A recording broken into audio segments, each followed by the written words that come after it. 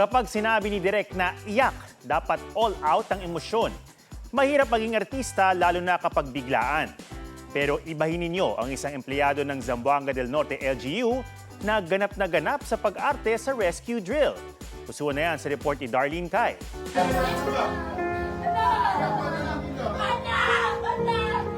Hinagpis at bighati.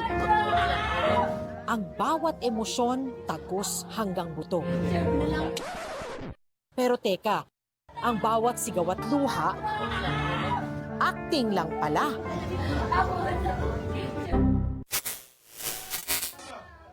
Ang natatanging pagganap ni Godi Aguilar para pala sa Rescue Olympics sa Salog, Zamboanga del Norte na bahagi ng National Resilience Month. Ang eksena, umiyak dahil may batang natrap sa gusali. At dahil kailangan ng artista sa set, sa rescue drill, si Godi ang napili na para bang may bonus sa kanyang all-out na pag-arte. Kaya naman, Best Actress kung ituring siya ng netizens. Deserve!